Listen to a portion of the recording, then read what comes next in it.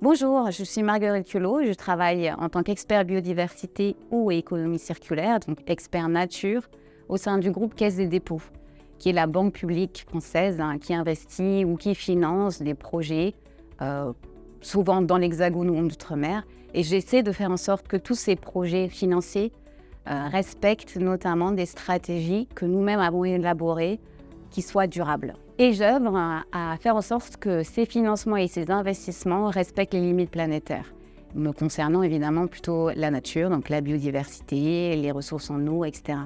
L'année dernière, je travaillais au sein d'une initiative de place qui s'appelle l'Institut de la finance durable. J'étais en charge des partenariats et des programmes. Et on a travaillé avec l'Institut Louis Bachelier et la Fondation Horizon pour faire en sorte que la communauté des financiers, mais aussi les étudiants, mais aussi le grand public, puissent comprendre ce qu'est la finance durable et notamment, évidemment, me concernant, puissent comprendre comment les institutions financières peuvent participer aux défis biodiversité.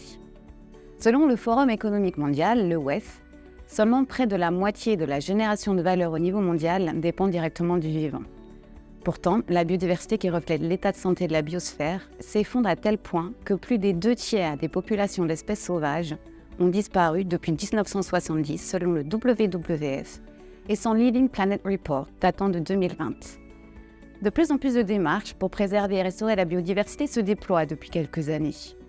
Mais elles restent trop souvent cantonnées à des marchés de niche ou reposent sur une logique de don, une démarche philanthropique hors du marché.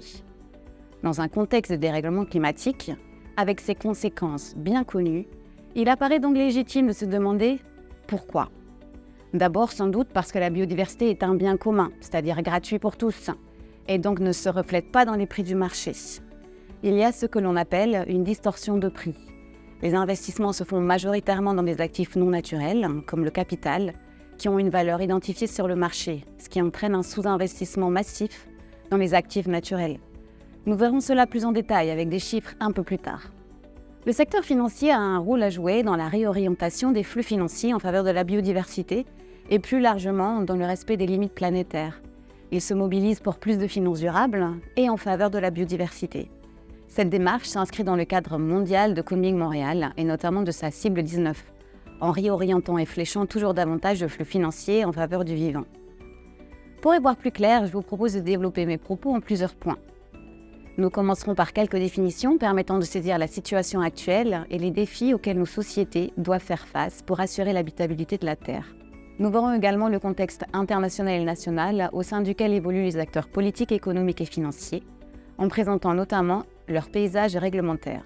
Enfin, nous rentrerons dans les détails de ce que peuvent faire les institutions financières pour prendre leur part dans ce défi auquel l'humanité est confrontée, en évoquant les outils, initiatives, bonnes pratiques et exemples intéressants à avoir en tête. Commençons par le commencement. Qu'est-ce que la biodiversité ? Ce terme est inventé par le biologiste Walter G. Rosen en 1985 et se popularise en 1992 avec le sommet de la Terre de Rio. Son succès conceptuel vient de la contraction de diversité biologique, qui réunit 3 niveaux d'organisation du monde vivant. La diversité écologique, les écosystèmes, la diversité spécifique, les espèces, et puis la diversité génétique, les gènes. Ce néologisme, un peu valise, permet de rassembler toutes les facettes du vivant et de renvoyer à une réalité autrement plus concrète. Le fonctionnement extrêmement complexe des écosystèmes est gravement menacé et ce processus d'érosion ne cesse de s'accélérer. Le constat scientifique est sans appel. Le rythme actuel d'extinction des espèces est 100 fois plus rapide que les précédentes extinctions. Selon le rapport Planète Vivante de 2020 du WWF, en moyenne, 70% des populations d'espèces a disparu entre 1970 et 2016. Ce phénomène est aggravé par la dégradation des habitats naturels du fait de l'activité humaine. Il y a pourtant une dépendance forte entre économie et biodiversité. La biodiversité, c'est 100% de ce qui nous fait vivre, manger, boire. Pas 1% de notre économie n'échappe à cette relation structurelle entre les services que nous rendent les écosystèmes et nos systèmes socio-économiques. Ce qui lie la biodiversité et l'économie se retrouve dans ce qu'on appelle les services écosystémiques ou contributions de la nature aux sociétés humaines. Il existe 4 types de services aux contributions. D'abord, les services d'approvisionnement, donc la nourriture, les fibres, le bois, les ressources génétiques. Ensuite, les services culturels, le bien-être, les activités récréatives, la spiritualité. Et enfin, les services de support, le cycle de l'eau, la photosynthèse.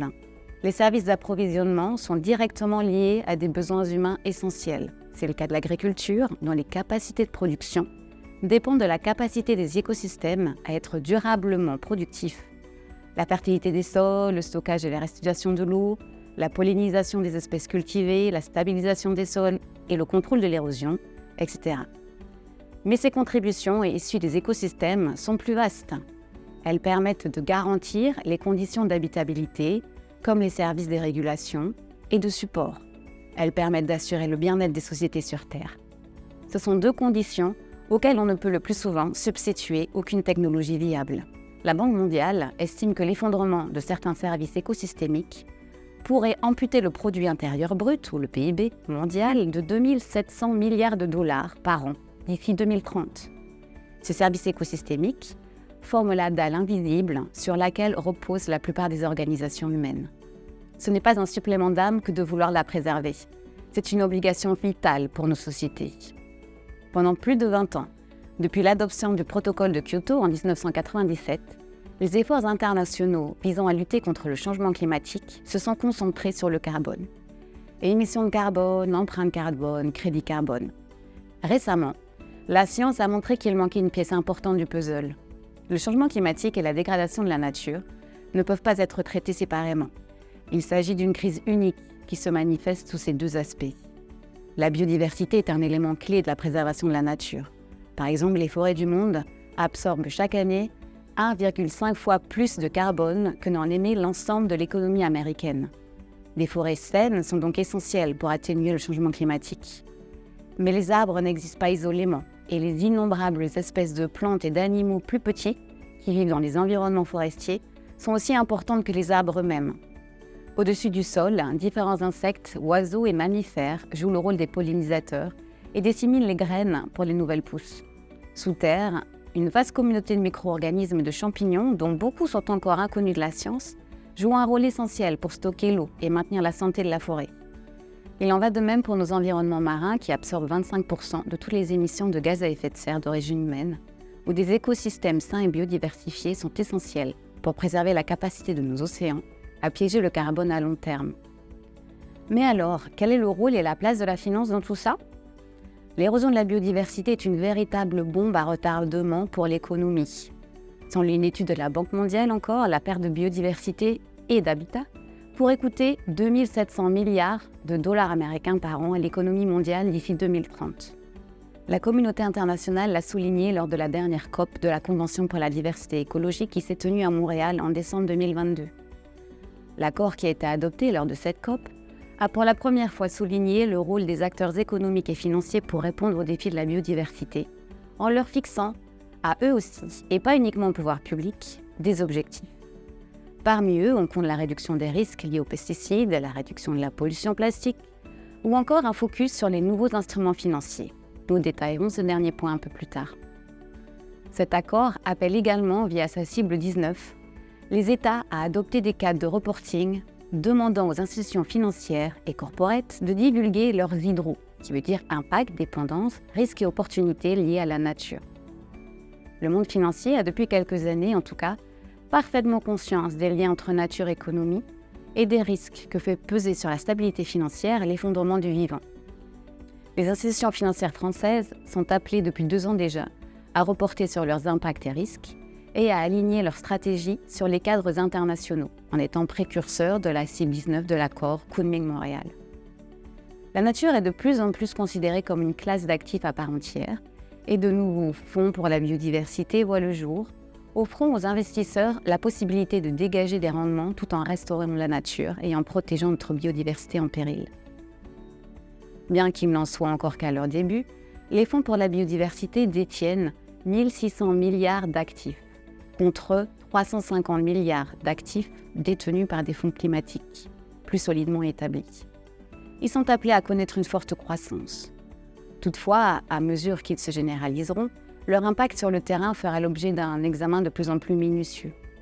Les fonds pour la biodiversité cherchent à tirer parti de cette dynamique en investissant dans les sociétés qui apportent des solutions à la crise de la biodiversité, comme les entreprises de protection biologique des cultures, qui remplacent les pesticides responsables de la disparition massive des pollinisateurs, ou les fabricants de technologies d'agriculture de précision, permettant d'augmenter le rendement des cultures tout en minimisant les intrants agricoles et de réduire ainsi la dégradation des sols.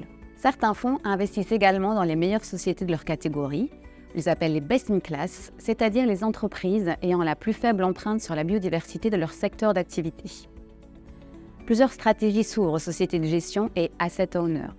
Des politiques sectorielles, donc des stratégies dédiées pour tous les portefeuilles couvrant les secteurs les plus impactants, comme l'agriculture, l'agroalimentaire, la forêt, avec critères d'exclusion, des consignes claires sur l'engagement et le vote. Les enjeux liés à la biodiversité les plus couverts aujourd'hui par des exclusions sectorielles sont l'huile de palme, les OGM, la pâte à papier, les pesticides, l'élevage intensif et l'exploitation forestière et minière. L'intégration de la biodiversité dans l'analyse pré-investissement avec des critères d'analyse, qualitatives ou quantitatives, de l'impact des activités des entreprises sur les écosystèmes et leurs pratiques pour limiter ces pressions dans le processus de sélection des actifs. Les analyses mobilisées aujourd'hui représentent généralement des cartographies qualitatives des enjeux biodiversité. Elles ont cependant vocation à s'affiner dans le futur en intégrant éventuellement des indicateurs de mesures quantitatives. Le dialogue et l'engagement. Les échanges avec les entreprises investies ou porteurs de projets afin de les alerter ou inciter à prendre en compte les enjeux biodiversité dans leurs pratiques et modèles d'affaires. Ces échanges peuvent prendre la forme de discussions bilatérales ou collectives, votes, échanges par écrit, etc. Un autre outil, la mise en place de mesures et le reporting, via le déploiement de méthodologies de mesure de l'impact des portefeuilles sur la biodiversité et l'analyse des résultats, et puis évidemment la communication dans des documents de reporting destinés aux investisseurs ou au public. On y reviendra. Notons ici que de nombreux assureurs, les asset owners, ont bien compris l'urgence de préserver la nature pour renforcer la résilience de la société face au dérèglement climatique. Les banques peuvent aussi intervenir en proposant des prêts verts pour financer ou refinancer des projets directement en lien avec la transition vers une économie pro-nature ou en conditionnant le taux d'intérêt à l'atteinte d'objectifs nature. Elles peuvent s'impliquer dans des paiements pour services écosystémiques qui visent à payer un acteur économique pour le pousser à changer ses pratiques afin de ne pas devoir payer les conséquences de leur malveillance.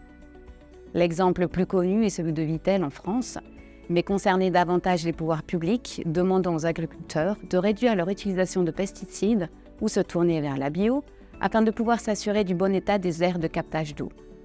Notez qu'une banque commerciale française a signé un paiement pour service écosystémique ou PSE il y a moins de 5 ans avec des agriculteurs bretons. Comment concrètement s'engager quand on est une institution financière ? Mesurer les quantités de carbone émises par les combustibles fossiles est conceptuellement simple. Mesurer la biodiversité et la santé générale des environnements naturels est un peu plus complexe. Pourtant, les investissements et financements en faveur de la biodiversité dépendent de la possibilité de mesurer leur impact sur celle-ci. Les outils mesurant l'empreinte de biodiversité et ou sa dépendance à la nature d'un secteur, d'une entreprise, d'un portefeuille financier, etc., se sont développés ces dernières années. En soi, cette mesure n'est probablement pas suffisante, car elle donne la priorité aux investissements dans les secteurs qui ont intrinsèquement un impact plus faible sur l'environnement naturel, comme les technologies digitales.